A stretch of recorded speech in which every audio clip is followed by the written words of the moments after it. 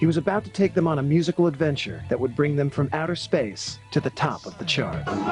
In the early 70s, George Clinton had a vision for the future of Parliament Funkadelic. We could do that. We couldn't stop at suits and things.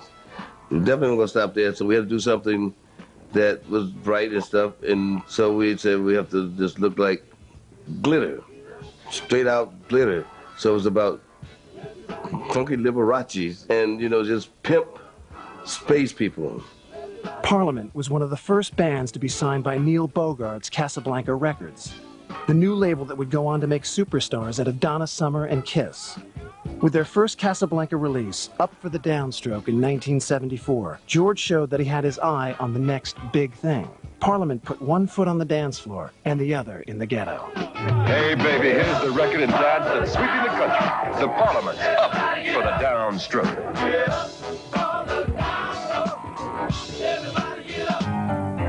And once he'd put blacks in the White House in Chocolate City, Clinton was ready to take African Americans to a new realm. He wanted to put black folks where they'd never been seen, so he took the funk mob to outer space. Put a glide in your stride and a dip in your hip and come on to the mothership.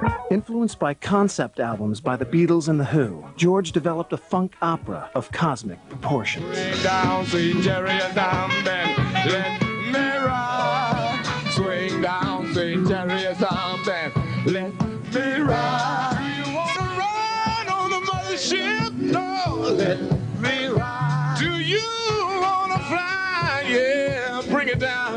Mothership Connection was the beginning of an evolving myth that tackled nothing less than the battle between good and evil and the struggle of funk over repression. People at y'all, we want the funk, come on, give up. You get up off your ass now. It's that time now. The first single, Give Up the Funk, Tear the Roof Off the Sucker, went to the top of the R&B chart and hit number 15 on the pop charts. The album went platinum and became the definitive funk album of the decade. We gonna turn this mother out. We gonna turn this mother out. We gonna turn this mother out, yeah. We gonna turn this mother out. You got a real type of thing going down, getting down. There's a whole lot of rhythm going down. Where the party people at? Got a real type of thing going down, getting down. There's a whole lot of rhythm going down. You got a real. Around that time, George said that he and Bootsie were visited by a UFO. We see this light. I see it. I don't know he's seeing it.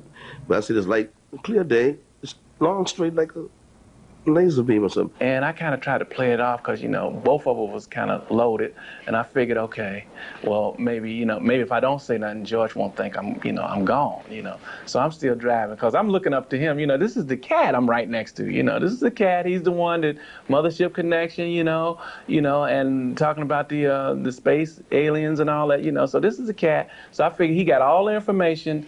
If I tell him that I really seen this, I'm going to wait and see if I see it again. So as I turn back around, it hit the car right on my side, and it looked like mercury out of a thermometer or oil and water. You had beads up, and this, you know, little bubbles, and rolled down the hood of the car.